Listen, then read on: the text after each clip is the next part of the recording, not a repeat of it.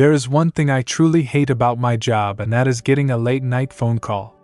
When a call like that comes in, it means only one thing: murder. I've been a homicide detective for over 20 years and have seen the worst that a supposed civilized man can do to another. My years in the Marines before I became a cop were less bloody. Sure, it was war and we killed each other, but here, stateside, among our own people is where I find the true cruelty of man. I'm coming up on mandatory retirement in less than 2 weeks, and I will embrace it like I do my wife every night. My wife. She is a wonderful woman and very passionate. These late-night calls bother her more than they do me. But this one seems to bother her more than I thought it would. It's most likely because she was hoping the last one was just that, the last one before I retired. She had hoped my time as a cop would end peacefully without having to deal with another homicide. My wife had only been in bed with me for a few hours. She had a rare girls' night out with several of her friends. They don't go wild at some meat shop trolling for men or get stumbling drunk. A few of them get together now and then just to clear their heads from the mundane day-to-day life we all have. All of her friends are cream of the crop women that grew up together. Each one of them are in long-term marriages, just like me and Helen. When I was given the particulars of the call, I knew this one was trouble. Helen knew from my expression it wasn't good. "Who is it, Jacob?" I looked at her, having trouble believing it myself. "It's Frank and Beverly Nelson." At one time we were fairly close to each other. We were neighbors when the kids were small, but after they moved away we all got busy with our own careers, leaving little time to maintain the friendship we once had. It had too bad for my lieutenant to call me out when I was so close to retirement. Helen watched me get dressed with a look of apprehension on her face. If I didn't know better, I think she may have known something. I was in cop mode by now and had a job to do. "Okay, Helen, spill it. You know something, I can tell. You and I have been together too long to start hiding things from each other." "What do you know?" "I don't know anything, Jacob." When I gave her the look I usually do when I know she's holding something back, she decided it best to give it up. "Okay. I saw Beverly last week having lunch with some guy, and it seemed to me they were awfully friendly with each other. They were too friendly, if you get my drift. How come you didn't mention that you talked to Beverly last week? I figured you would have caught up with her and seen how she and Frank were doing. I told you she was too friendly with the guy she was with, and I didn't feel comfortable talking to her. What she was doing with the guy wasn't right. It was a disgusting display. Even from a distance it gave me the creeps." "What did this guy look like?" "Early to mid-30s, well over 6 foot, short blonde hair, dressed in a gray business suit." "Anything besides them acting inappropriate bother you about them?" "Trust me, honey, that was enough. You know how I feel about cheaters." Asking Helen any more about what she witnessed between Beverly and this guy would have been useless. When she said cheaters, it was over. Throughout the years we have both seen too many marriages fail because some damn idiot, male and female, decided that their wedding vows no longer mattered. We both despise cheaters and believe they deserve what they get when they get caught. I did, however, believe murder to be a little excessive. I gave my wife a kiss and headed out. As I pulled up to the Nelson household, I noticed the coroner beat me there and was already busy with the bodies.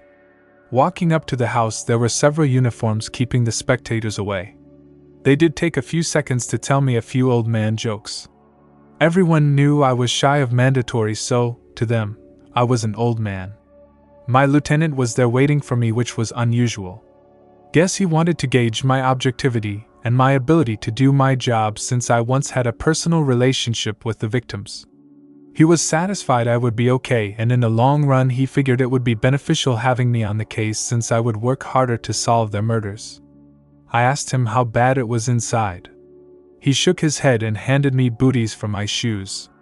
Taking a quick glimpse inside through the doorway, I could see the blood splatter already. Whatever happened in the front room. I just finished putting on my booties when one of the rookie cops came running outside and spilled his guts on the bushes. A few of his friends gave him some ribbing, but for me, I'd been there myself, so I said nothing.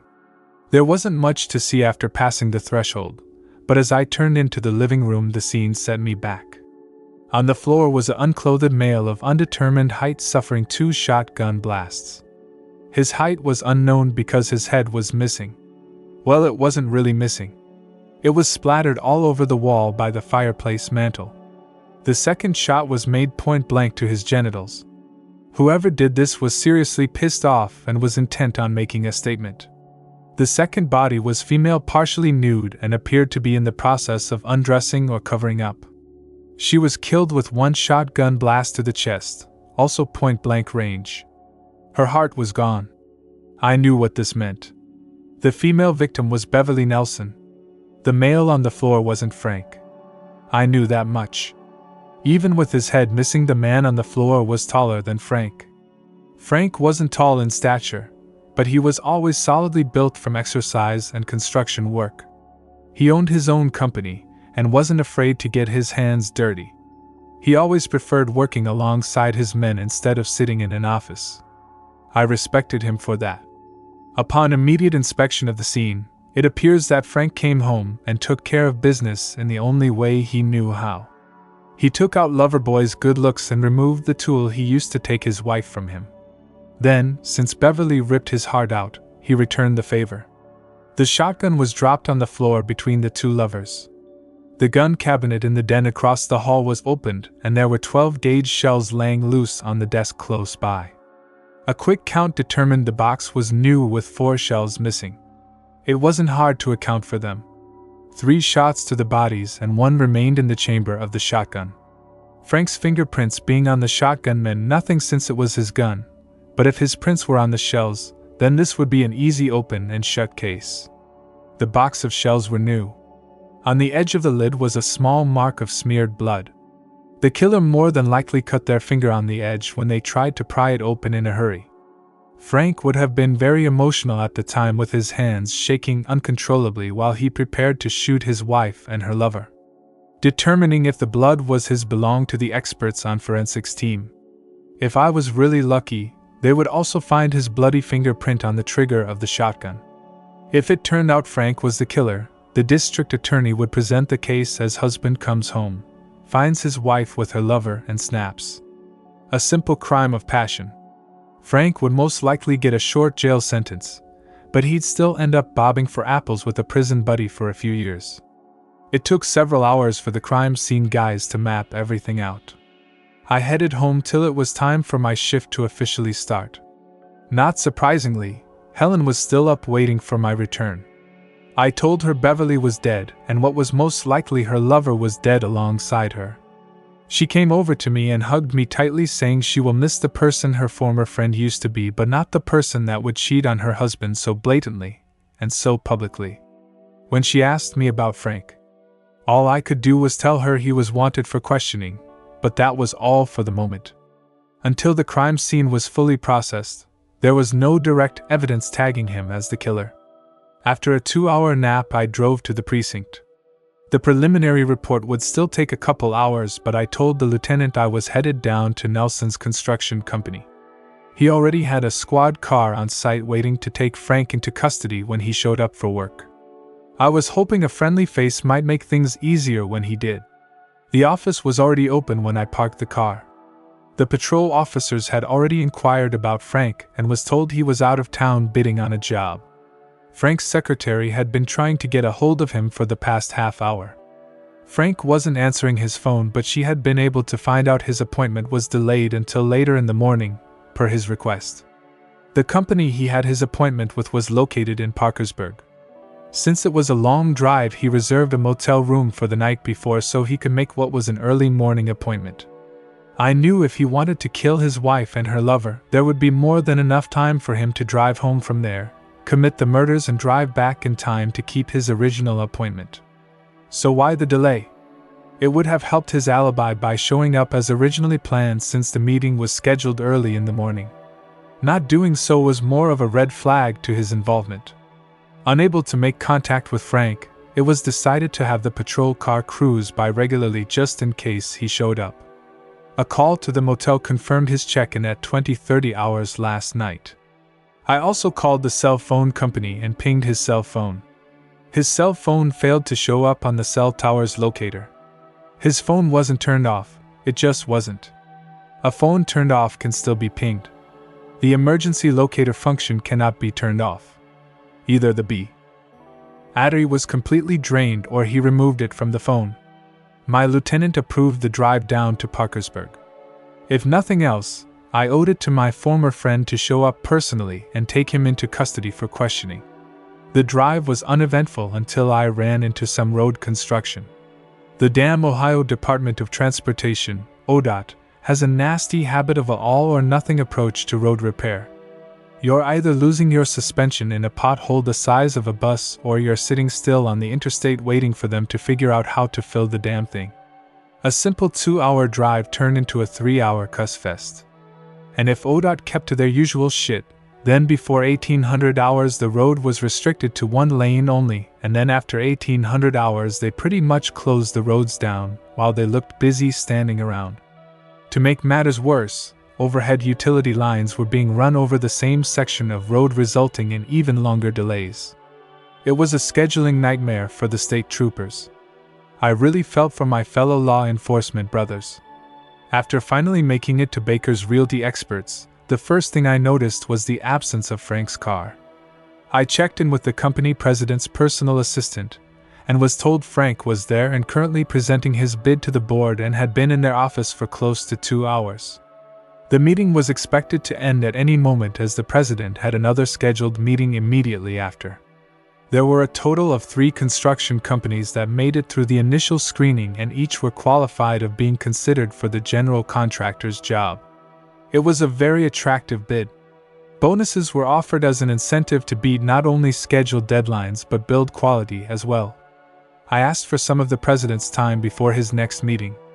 The assistant went inside the conference room and came back with an approval for a few minutes, but nothing more. While waiting in the lobby, another general contractor came in to give his presentation to Baker's Realty. You could tell he was very nervous. If I guess right, his skills were geared more toward the construction side of the business than schmoozing clients.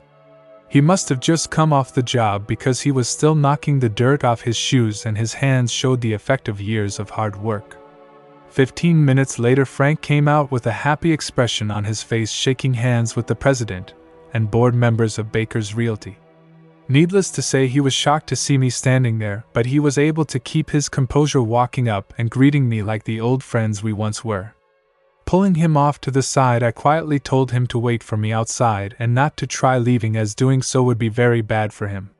His face continued to show concern, but when he told me he would be waiting outside, I knew he meant it. My time with the company president proved beneficial. Turns out the 3 companies were bidding on a $5 million office building and a 5-year building maintenance contract, itself worth millions. It was possible the build and the maintenance jobs would go to different companies, but all were to present bids for both jobs. I was told by the president that one of the bidders used to be a regional powerhouse until a few construction accidents and shoddy workmanship hurt their reputation. Now they were trying to regain the prestige they had before. He was a fair man and was willing to give them a shot at redemption, but he would be more critical of their proposal than he would be of the others. The 3rd company was an up-and-comer with positive references. He doubted they had the resources for the construction side of the job, but the maintenance side was well within their ability. He was the underdog of the 3. When I asked him of the prospects for Frank's company, he said that Frank and his company were the preferred bidder for the construction, but not necessarily for the maintenance portion of the bid. The president had his own concerns on why I was there asking questions about one of the men he was considering for a major build. I gave it to him straight. That Frank's wife was murdered during the night, and as part of a normal investigation, I needed to confirm his whereabouts. He asked did I considered Frank a suspect. I told him, as a detective, everyone is a suspect until evidence proves otherwise. However, I explained our prior relationship, and if he was the man I once knew, then no, I didn't consider him responsible for his wife's murder. That seems to satisfy him for the moment, but he asked that I keep him informed of any information that, while not impeding my investigation, would be beneficial to his construction project. Too much money and too many people's livelihood were at stake. Since I had a possible murderer outside, I couldn't stay away from him for too long. Walking outside the office, Frank was waiting by my car just as he said he would be. "What the hell is going on, Jacob? Why are you here and why are you after me?" It did seem that he was genuinely surprised by me being there. "I thought after last night you'd have figured that out on your own." "What the hell are you talking about, Jacob?" "Beverly, Frank. You killing Beverly and—" His eyes opened wide and his mouth dropped open in shock. Next thing I knew, he had tears flowing down his face. He fell against my car, barely holding himself up. As a seasoned cop, I've seen every acting job a person can play to try and beat a murder rap. But here was a man who actually looked like he did not know his wife was dead. "Jacob, did you just say I killed Beverly?" "I couldn't kill her. I loved her." Past tense, interesting. "She was nothing but a cheating slut, but she was still the mother of our kids. I wouldn't kill her just for that." He knew. "We have motive." "Frank, why haven't you been answering your phone and where is your car?" I could tell he was still processing the news of his wife when he started to tell me about how he confronted his wife and her lover at his house. He said he didn't take it well that her lover was in his home and he pushed the guy around a little, but that was it. He did tell her since the house was in his name only, he wanted her out and that she would be served with divorce papers as soon as he could call his lawyer. When I asked him again about his car, he told me he caught some line wrap from the overhead utility work and dragged it all the way to the motel he was staying at. That was the reason for rescheduling this morning's appointment. A local garage has his car and he planned on going there directly from his meeting to pick it up so he could head back home. Actually, he was going to a motel for the few days until Beverly moved her shit out of his house. Since it would be part of the investigation and for the moment I needed to keep Frank in my custody, I drove us over to the garage working on his car. Sure enough, his car was there and per Frank's insistence they provided the written order detailing the time he dropped off his car and work they performed. The car never left their possession. As a courtesy, the owner drove Frank over to his motel and to his meeting this morning. I told Frank we were going over to a restaurant so we could talk more and have lunch. At this point, I no longer worried about his fleeing. There was enough preliminary evidence to show he wasn't the killer, but I needed to know about things between him and Beverly. For the next hour and a half, he spelled out what sounded like a bad internet cheating wife story. He was on the verge of tears throughout his telling. Seeing the pain in the eyes of a man I knew on a personal level magnified my dislike for adulterers even more. I've been a homicide cop for a long time and seen some extremely stupid reasons to kill someone. Like the guy who killed his brother because he ate the last pork chop. But here and now I could almost understand why someone loses it and uses a shotgun on another human being. Sitting in that diner, I knew I was retiring 1 month too late. I knew for a fact he was distraught over Beverly's cheating and her murder. No one is that good of an actor. However, as a cop, I knew he could be distraught and still be the murderer. With our lunch over, I told Frank that I was allowing him to drive his own car home, but that I would follow him. At the moment, I had no direct evidence of his being the killer, and with his car in a garage in Parkersburg, I had no reason to place him under arrest. There was enough reasonable doubt. I called my lieutenant on the drive back and brought him up to speed. He advised me they still haven't identified the male victim. His fingerprints haven't showed up on any databases. The next few days involved retracing Frank's activities for the past few weeks and up to the time of the murders. During this time, the forensic accounts were reviewing the financial records of the 3 companies involved in the Baker's Realty construction bid. It was necessary to cover the money reason for murder. People kill because of passion or money. I was home asleep when I got another late-night phone call. You wouldn't believe the words screaming inside my head. This time, though, Helen wasn't disturbed by the call. It was the night desk sergeant telling me he just had 2 patrols respond to a report of gunshots at a motel downtown. The room Frank was staying at was shot up pretty bad. He wasn't hurt but terribly shaken up. He was being treated by the medics when I showed up. Glass shards from the shattered window nicked him up, but that was it. He was still in shock by someone trying to kill him but refused a trip to the hospital. He instead asked to be allowed to find a safe place to stay before the person who tried to kill him came back to finish the job. I felt for him and thought about letting him stay at my place, but I wasn't about to put Helen in danger for Frank or anyone. He would have to spend the night at the station house until we could make better arrangements. Later the next morning, Frank received the call from Baker's Realty on his new phone. His company was selected for the construction job, but not the maintenance contract. The nervous guy I seen in the lobby was the third bidder, and his company received the maintenance contract. He was happy with that. He mentioned the president picked him not only because of his reputation but also because his closest competitor, Hughes Consolidated Builders, was putting unwanted pressure in his selection process, which he resented. Those actions became another factor in his decision-making. I knew the president of Baker's was an upstanding guy. He also liked giving the little guy a chance to prove himself with the maintenance contract. Forensics caught a break that linked the two shootings. They found a fingerprint on the door handles of both Frank's house and his motel room. The print belonged to a career criminal with a bad reputation. Getting him off the street would be a joy. While Frank began the process of setting up for the build, he received a few threatening anonymous calls and emails. While it led us in a different direction, it also gave us motive. This time the threats were against his company. The possibility of equipment failures, accidents, and fires were only a few. With Frank taken care of for the moment, I decided to start following up on the movements of Beverly. According to Frank, my wife, and a few others, it was obvious she lacked discretion when it came to her affairs.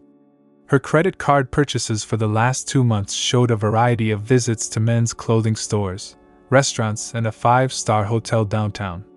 2 or 3 times a week on average she was out enjoying the high life with Boy Toy. In total, she ran up well over $6,000 in credit card bills directly linked to her and her lover in 2 months. Since the card was in Beverly's name only, Frank won't be on the hook for them. If he was, it wouldn't surprise me if he dug her up and slapped the shit out of her. Instead, he gets to collect the life insurance he had on her. That's another motive I had to consider. The lover's motel would be my first stop. I was hoping security cameras caught a good headshot of the guy. Our cyber guys could use facial recognition against the FBI database to help us find the identifier of Beverly's headless lover. I was right about the hotel.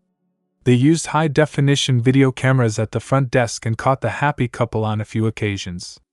It only took the cyber unit 4 hours to get an 85% probable match.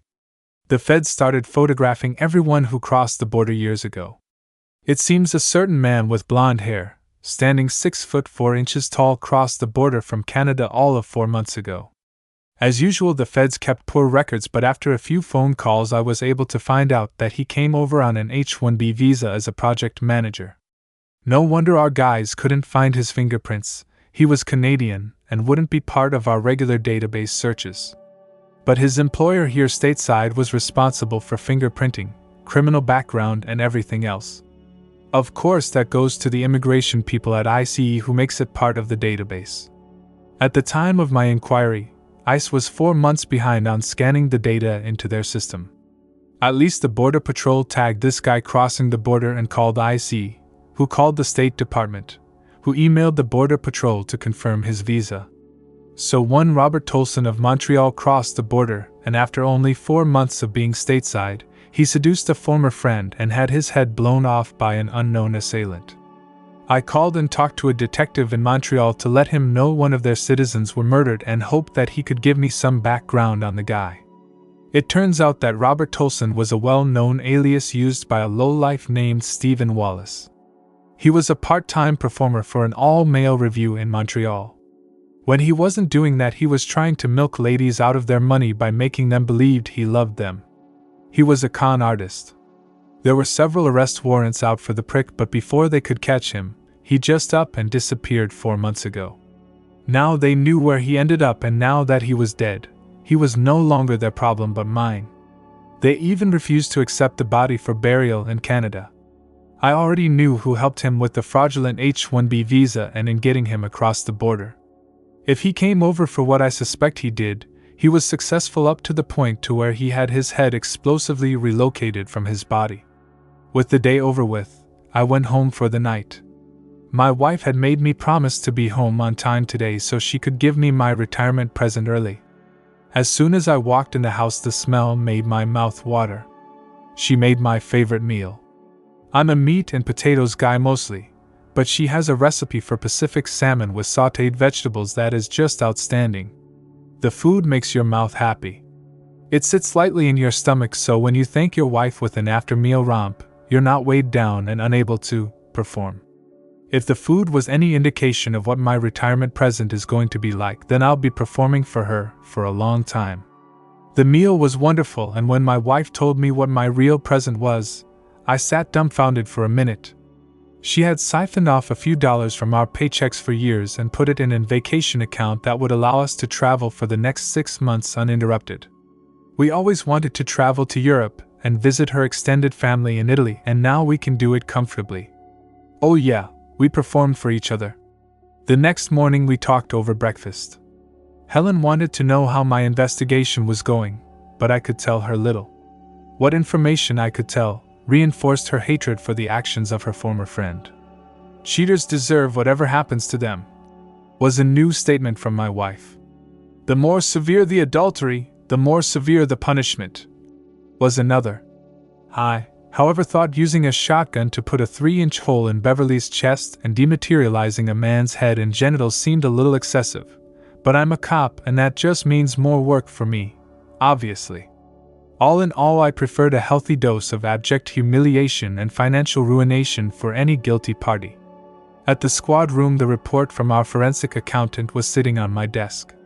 He reviewed the records of the 3 companies that were bidding for the baker's job. Murder was usually for passion or money. This is the money part. One company was a LLC in trouble to the point of bankruptcy. The company still had its backers, but it was operating under very tight controls. The other company wasn't incorporated but was instead a partnership. One partner had a minor controlling factor in the company's ownership but not its operations. The major partner essentially ran every aspect of the business. The articles of partnership allowed the company to be dissolved with only a 2-month notice. The notice was intended to give the other partners enough time to line up financing to buy out the interests of the separating partner. According to court filings, that is exactly what happened a few days before the murder. If the remaining partners failed in buying the interests of the separating partner, the company is to be dissolved completely, and its assets sold and distributed according to the financial interest of each. The accountant made mention that having only a 2-month notice was very unusual. That normally wouldn't allow enough time for the other partners to line up financing. Considering who the partners were, I don't think they ever intended to use it, knowing it would most likely destroy everything they worked for. Also, according to a different court, there had been another filing to dissolve the same partnership, but in an entirely different way. This action, though, was given to the clerk of court 1 day prior to the petition dissolving the business partnership. He knew it was coming. The filing in this court would automatically lock the finances of the parties involved. It essentially delayed the actions of any and all subsequent legal arguments. But since it was not a business transaction, the business partnership could continue to function until the court made its decision. This court filing was used to protect the petitioner and to infuriate the respondent. The third company was financially sound but with much less cash flow. It was a simple partnership with equal interests of ownership. This one, though, had none of the crazy bylaws to dissolve the partnership like the previous company. Its cash flow was smaller, but the partners were putting every spare dollar back into the company, causing it to grow 20% in the past 2 quarters alone. The forensic accountant's reports confirmed the 2 suspects I already had. Right now it was a toss-up of who was responsible for the killing. Being responsible doesn't mean they were the actual killer. If I find one, I'll find the other. It was time to start rattling cages. Time was running short, and I wanted to finish this up before my last day on the job. I went by the office of the one company to talk to one of my suspects. The receptionist couldn't tell me where the man was, also telling me he's been acting strange lately. Sounded like he was getting ready to run. I drove over to the residence of John Hugh and parked far enough away to make sure he wouldn't notice me. While sitting there, I observed Mr. Hugh and another man having what appeared to be a heated conversation. I recognized the man arguing with John Hugh immediately. There was an outstanding arrest warrant for the guy because his fingerprints were at both Frank's house and his motel room. Calling in for backup, I warned the responding patrol to come in silent. They made the radio call when they were less than 1 block out. That was my cue to roll up and surprise the Wonder Twins. Needless to say, one shit bricks and ran while the other reached for a gun. He suffered only a flesh wound. I called for an ambulance while the 2 uniforms cuffed Mr. Hugh, who actually made it about 1/2 block. After a trip to the hospital so the doctor could put a band-aid on the idiot's boo-boo, he and I went to join the runner at the station house. I spent the next several hours in interrogation talking about current events. Band-Aid man refused to talk, so I spent a little quality time with Mr. Hugh. It didn't take long before he spilled his guts all over the floor. After his lawyer and the district attorney had a short conversation, a deal was struck. The information he provided virtually guaranteed his next 10 to 20 years would be spent in prison. He admitted he hired the hitman as a last resort because Plan A ran out of time and he was outmaneuvered. He panicked and went to Plan B. Plan A was hiring the Canadian gigolo to seduce Beverly. He figured Frank would get pissed off and do something stupid and get himself thrown in jail. After the articles of partnership came to light, Mr. Hugh knew that would be best. With Frank having to line up credit to buy out Beverly, he would lose the financial stability necessary to win the Baker's realty contract. Even though Canadian Bacon did his job well, Frank did his better. He filed divorce papers one day before Beverly filed to dissolve the business. Plan B was the hitman. Since dead men can't win $5 million building contracts, he figured if he had Frank killed, he'd get the construction job. The interrogation of the hitman proved more difficult. He's been in and out of prison for so long he knew how to play the game. He was a non-violent offender until about 10 years ago when he went to the dark side. Since that time he had served time for aggravated assault and was suspected of several strong-arm robberies. Only recently was it rumored he hired himself out as a killer. After being presented with the signed confession of Mr. Hugh, he admitted to accepting a job to kill Frank Nelson but denied even trying. He had difficulty holding his breakfast when I told him we had his fingerprints at the scene of the double murder and the scene of a motel shooting. After the mention of a capital crime, he wanted to talk deals so he could keep the needle out of his arm. The district attorney was running for re-election this November, so he wanted a conviction badly and started to consider it. As an act of good faith, our wannabe killer provided information that seemed to implicate my other suspect, as he had eyes on the individual twice that night. The second time was when he did try to kill Frank by shooting up his motel room. After knowing a hired killer was involved, the running theory was that Mr. Hugh gave the hitman poor intelligence on Frank, so he went in and killed our friendly Canadian thinking he was Frank, and since Beverly was a witness, he had to do her also. Only after did he realize his mistake did he try to kill Frank at his motel room. But now, after the man confessed to one attempted murder and giving information that could lead to the actual killer, I had my doubts. In case he was telling the truth about not being Beverly's killer, the DA agreed to the deal only if the information he gave resulted in a conviction of the other person or persons he implicated. Home was exactly what I needed after dealing with those two. Helen knew how to bring me back to the land of the living after a day like this. She has always been the light in the darkness I walked in. The next morning I drove over to the offices of Nelson Construction to talk to my old friend. He seemed a little surprised to see me. I guess the expression on my face wasn't hidden as well as I hoped. I told him he needed to clear his schedule because we had more to discuss concerning his whereabouts the night of Beverly's murder. He asked if he could have an attorney present. After telling him that would be a good idea, he made a quick phone call and said his divorce attorney would meet us there. Odd it wasn't a criminal defense attorney. When asked, Frank recounted his activities on the night of the murders. Most had already been confirmed, but I wanted to see if his story would vary from his original statement. He pretty much kept to the script from before. Consistency is good. He had word variation but still kept to the same story as before. If someone was telling the truth, they pretty much did it the way Frank just did. Too bad he left out some important details. His attorney sensed a need for a change in directions. He laid an envelope on the desk which contained the certified reports and photos taken by the private investigator Frank hired to follow his wife. Needless to say, it was pretty damning. Frank had already told me that Beverly was cheating on him, but according to this report she was one cold-hearted bitch. According to the report, he was only the last of several extramarital participants. Frank had her followed for the past year and knew of her affairs with just about every one of her lovers. The lawyer was trying to divert suspicion away from Frank to one of her former lovers. According to the private investigator's report, more than one of them were rode hard and thrown away wet. A couple of the lovers weren't none too happy about being discarded so callously.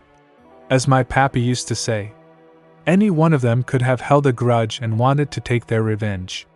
The evidence contained in the envelope was going to be used in divorce court. He used adultery as a reason and named all her lovers in the action. They were trying to add another player to the mix. Bringing the conversation back to where it was before the attorney gave me the envelope, I told Frank it had been alleged by someone in custody that he had been seen leaving his house the night of the murders, and that the individual also described in detail the car he was seen driving away in. It was about that time Frank decided he needed someone besides his divorce attorney with him. I agreed with him, telling him to contact his defense lawyer. I had time to wait. While he was making his call, I went out front to talk to my next contestant. The shift sergeant already had her sitting at my desk. Introducing myself, I told her I was almost done and would be with her shortly. All I got in return was a nervous nod. Frank's defense attorney was busy in court for the rest of the day, so we would have to continue our talk tomorrow at the earliest. I wasn't worried about him being a flight risk, but still advised him not to leave town for any reason. Since I was still short on having any physical evidence, I couldn't arrest him. All I had was an allegation from a convicted felon whose story seemed hard to believe, but was beginning to be a bit more plausible. Frank wasn't expecting this turn of events, nor was he expecting to see his girlfriend sitting at my desk while I led him out of the interrogation room. Both of them looked at each other, then at me, thinking they were in big trouble. Well, yeah, I'm investigating a double murder. Why else would you be here? The conversation I had with his girlfriend, Barbara Baxter, was enlightening. It seems they have been an item for only about 6 months. She admitted she was in love with Frank and more than once begged him to end his marriage so they could be together. Their liaisons were few at first, but with Frank admitting the end of his marriage was close, they upped their meetings to twice a week, but still very discreetly. Wonderful. She knew Frank was married and had no problems with loving him. What is with these people? I've arrested serial killers that had better morals. According to Barbara, Frank called her the night before his meeting needing her help. He forgot documents essential to his presentation with Baker's Realty in the morning, and with his car being in the shop, he needed a ride home to pick them up. Since Beverly wasn't expected to be home, it would be safe for her to go to his house with him. However, when they pulled up, she knew there was going to be trouble. Not only was Beverly home, but she was entertaining her lover. Frank was furious. He accepted the fact that his marriage was in name only, but how dare she bring her boyfriend to his house? He went storming in and confronted them both. She couldn't make out what was being said beyond the yelling. She did see Frank push Beverly's boyfriend a couple times, but that was all he did until Beverly got between them. To Barbara, it looked like Beverly didn't want Frank to hurt the guy. Frank took a moment, looked at them both, turned and walked away. A minute later he came out with the papers he needed. After a few hours of dealing with ODOT and the road construction, they were back in Parkersburg. According to Barbara, Frank's mood wasn't the best. Barbara said it was impossible not to feel his rage at Beverly for having her lover in his house. Since this was a very important business trip for Frank, she was never expected to spend the night with him. He wanted to keep his mind on the presentation and their future. Their future? They must have had plans. Someone with a suspicious mind would wonder if Beverly's murder happened because she was in the way of those plans. Another motive. She thought about staying if only to help calm him down, but his mood never improved during the drive. Frank was still furious over what had happened at his home. She dropped Frank off at the motel, kissed him goodbye, and told him to calm down and concentrate on the presentation. It was just a little before 10 p.m. before she drove back. Did I believe her? My gut says she was telling me the truth, and it's normally spot on. S. He waived her right to counsel and did not hesitate in answering any question I had. But there was something bothering me about her hands. There was something missing. Without that little piece of circumstantial evidence, I didn't have enough to request a court order for a blood sample nor enough to hold Barbara.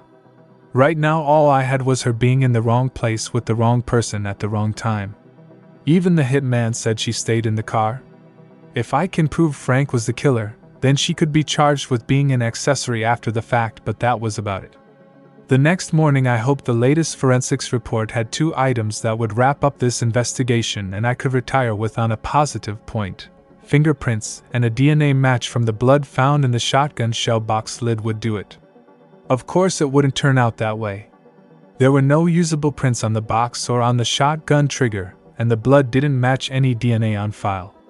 The lab techs were able to type the blood and distinguish it as belonging to a female. That was the good. The bad was there were no other distinguishing markers. Even the blood type was extremely common, type O+. A DNA match would have wrapped this case up nicely, but with the absence of that, I needed evidence from another source implicating one of the other players. Then I could get a court order for the courts to demand a sample for DNA testing. It was obvious the killer used rubber gloves. They did, however, cut their finger on the edge of the box of shotgun shells, leaving just a small amount. The cut wasn't bad enough to tear the glove away from the finger, so it was exposed to whatever they touched. Since this investigation started, there has been only one female implicated, and she did not have a cut on her finger. That's what was missing on Barbara Baxter's finger. If she was my killer, she would still have evidence of the wound from the box edge. It was still too recent to have healed completely. As we all know, paper cuts don't heal quickly. I looked over the interviews from the officers who questioned the patrons at the restaurant where Beverly and her lover dined before they were killed. All who witnessed the 2 lovebirds thought they should have been hosed down with cold water. One woman especially was very displeased with the disgusting display the lovers put on that night. This patron voiced their displeasure quite vehemently, as noted by the officer who took her statement. According to the officer's report, she used some very colorful language as to how the adultering fornicators should be punished. The woman mentioned in the report is well known to everyone in the department, and extremely well thought of. I know her as well, and I noticed she has had a Hello Kitty band-aid on her index finger since the night of the murders. That itself meant nothing to my investigation. There had to be evidence showing her involvement with the killings or that put her at the house the night of the murders. No judge would give me a court order just on speculation. Hell, according to the contract killer, no other woman besides Barbara Baxter was in the neighborhood that night. I had to either get lucky or accept that I couldn't solve this one in time. But you can only build a case against an individual with evidence, and we had absolutely nothing pointing toward this person. My gut was telling me this person was our killer, but all I could do was follow the evidence. I worked this case and did my best, but I knew it was over. When my time was up and I handed my badge over to my lieutenant, I would no longer be a cop.